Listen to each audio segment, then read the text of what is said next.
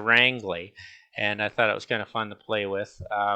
It's kind of a form generator that just makes these things, and I wanted to play with two things. This little Shift Alt Lunchbox tool, which bakes items as they kind of run, and connect that up with a Hoopsnake kind of iteration tool that allows you to feed data back into itself, which is not something Grasshopper really likes you doing. Enemy does that. Enemy does that as well. I think that's how you pronounce it. So basically, this little script will take this geometry, and as I run it, it will bake some geometries in here. So it bakes that one and bakes this one. I run it again, and I get that little geometry, and that one bakes in. It's always the same each time. You can take this through as many iterations as you want. It's kind of a fun little exercise and gets you thinking in a totally different way than maybe you're used to. I'm not sure what you'd function to make these pots do. They all kind of jump around. The reason they're so different in the revolve, you're going to see in a second as we get into it. So let's go into it, close this one out, and take this one right it from scratch. What I have on the side is just basically I had some jump items that would show me where things are, but I was looking at points, vectors, and circles. We're not using that, so let's just get rid of it. So what I have is a script I'm going to try and do in 15 minutes. I'm going to start with something very simple, a series. And you'll see how I kind of think when I do this. And there's a series, and I'm probably going to start at 0, so just leave it at 0. The step will default to 1, so I'll just leave it at 1. And the count goes to 10, but I think I'm going to take my count up to something a little higher.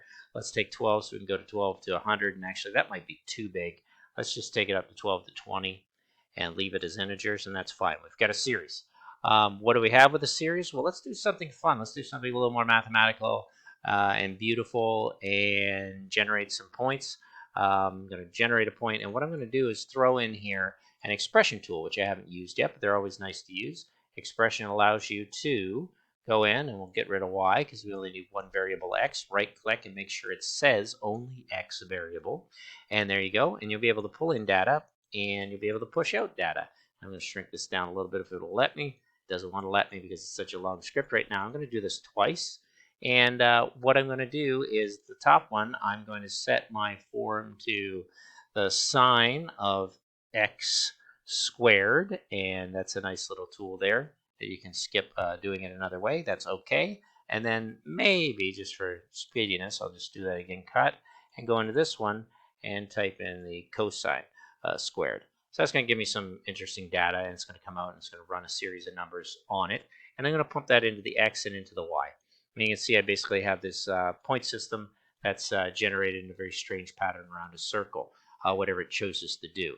The list length, I might want to know what it is. So I'm going to go into my sets and grab my list length and just know how many are there by double-clicking and hitting panel tool just to generate one. Then I'm going to put in the data, and the data is 12.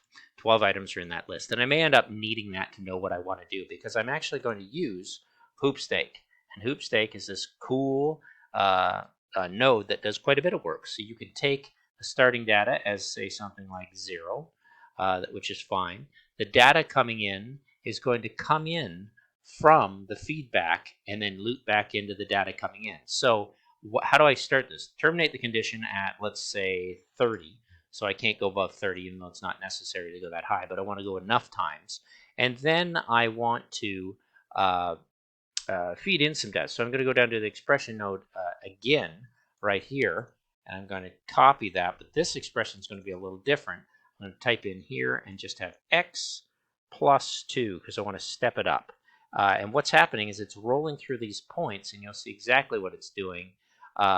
This data will come from the feedback that's being output. It'll go right back into here, and I can run that script as many times as I want.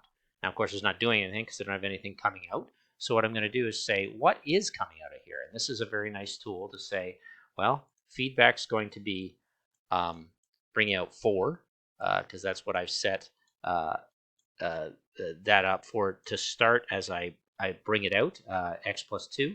So I've run it once, and I can actually trigger this on and off. But I don't have it set to that right now. I could reset it. Let me go and see the feedback history so you can see what happens each time I run it.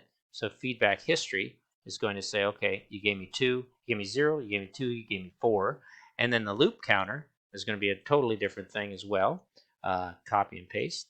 The loop counter is going to say, you're at 0. All right. I'm at 0 on the loop counter, and then I could also grab, no, that'll be enough data. I don't think I need anything else. I don't need an iteration counter. I guess I could have one there just for fun if I wanted to know how many iterations. There's been 2 iterations, so that's fine. So now what I'm going to do is I'm going to take my points, and what I want to do with those points is stretch them over to a list item. And with the list items, I want them to be the feedback plus 1. So I'm just going to grab I could grab an expression tool, or I could just grab my math tool, plus, and I can type in quickly, quotes 1, and I can say, okay, you're going to add 1 to the feedback, and that's going to be your index. And now you've got a point here, but you've got a point, got all the points there, but you've got the point that steps away, that point which is being grabbed right now. And what I'm going to do there is also grab a list item of, if I can get it to grab, this one here, and I'm going to have that index go directly out of here. So I've got one index reading this one, and then this one is plus 1 on that index to where it goes next. If you don't know where all this data and points are going, it's sometimes nice to visualize things with an interpolated tool, and you start to see what's happening in this kind of crazy curve that's being generated. I'm going to actually work in NURBS curves. I'm going to show you exactly what I'm doing there. With these two, I'm going to go in, I'm going to make a line between them, and that line is going to be an axis. So I built an axis for doing some revolutions, and as I run this script, it's going to keep changing. And as we go into here and I hit play on here, you should see some action if I know what I'm talking about. There you go. The line's changing each and every time. So I'm getting a different revolve axis on my curves every time I do that. And some work and some don't, but most of them do. So what I'm going to do to these points now is I want to sort them. And I use the sort tool a little bit, sort list, and I'll pull in my data into the key value, and I'll pull in my data into the value, and I'll output my values. And this time I'm going to do something fun with a NURBS curve, not an interpolated curve from the values, and end up with that curve. And I also, actually, I want this one to feed a NURBS curve initially so I can see that initial one. And then I want this one affected by these values, so I see this one. And with that, I can take 2 moves to get them jostling and jamming around and having fun. I'm going to grab a move here, and I'm going to grab a move here. I'm going to take my curve, I'm going to take my curve, and I'm going to move those up. I'm going to move one in the negative direction. So I'm just going to grab my negative. I'm going to move them both in Z, but of course multiplied through that. So Z is going to go in this direction. This one's going to go Z negative. And I'm going to have an amplification factor of 1.00, so I think we'll be fine at just setting it around there. And I've got a way to move those curves top and bottom. So I got curve going up, curve going down. Doesn't really matter, but it does have an effect to take those items, those curves, and think about those in a revolution, I should say, revolution, which is a nice tool. Let's zoom on in. I'm watching my time. I like to get through these. My axis is going to be here. My axis is going to be here.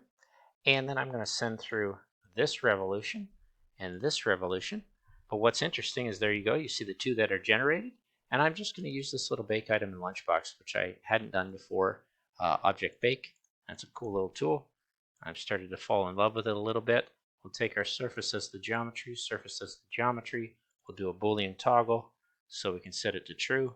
When we want to actually set it on and off, just have a little control, true, and there you go, baked.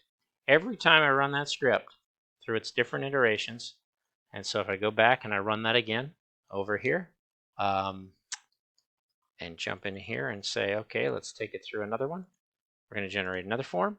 It's just a really nice form generator. Now, whether you want to make these, now I'm not taking them in solids. It's probably best at this time to just go here. I'm going to show you a little technique. Is leave Grasshopper at this point. You don't need it. Go into Rhino, and at some point writing the scripts for these, and I'm just going to hold down Shift and get that one flat. To really offset this one would probably best and quickest to be offset. And I know I try not to do anything in Rhino, but offsetting surface that object one distance, flipping all, you can see as that loads, we're going to get a really nice surface. Just takes a second because they're all funky little curves. Oh. Thinking. Must have been a confusing. It should have been done by now. But otherwise, there's a couple little things there. I call it my Medusa because it makes a bunch of cool scripts. And there it is. I should have one that actually has volume. And there you go. I've got a thickness, and even though it doesn't have a base, I can always alter that later on. It's open at the bottom. But you've got a pretty nice Oh, and of course technical is going to slow down. There you go. You got a pretty nice little form that you've made, a vessel and a pot that goes off in that direction, and that pairs. And what's nice is that actually sits very beautifully within this form. So as I take that one and, sorry, pull that one in there, you'll find that object actually, well, I did a revolve. What's nice about these objects is these objects fit snug within one another. If you haven't messed them up too much, they actually form fit really nicely into one another. I think I shifted that one a little bit. Anyway, you get what I'm talking about. You just keep running the script and generating more, and give it a second to bake, and there you go. You get another couple of objects to play with, one that fits inside another one, and they're just not, they're centered, but they're not oriented great because they are being revolved around this different curve as it changes through the iterations. So as I move here and do shaded, and we maybe get rid of all this junk, and maybe disable this because we don't need to actually see it bake, but here are our objects being made. Those are being made around that curve, this one. Very nice shape, and you can see it there. And as I run the script again, that line will change, and then the revolution has to change. So we're kicking into the last minute, so here we go. You just change the axis, so definitely, and of course I clicked out of it, but you can see the axis change to there. We run it again, the axis is there, run it again, the axis is there.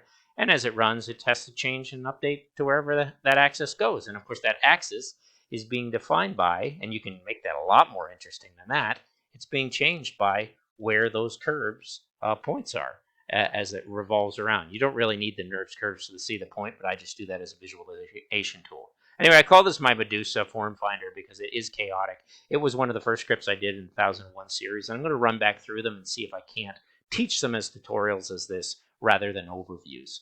People seem to like that more, and actually I get a little more screen time. I've almost got 1,000 followers in 3 months. It's all the number I need to think of doing advertising. And what I need is more hours of people watching the videos. So hopefully this will slow down and people will get excited and realize, yeah, pretty cool stuff is happening here. Enable, grab that and preview on. You get all the complexities of that, and you can always erase it, and you can always run your Hoopsnake to generate it again. Nice little program, nice little node. Thanks for watching.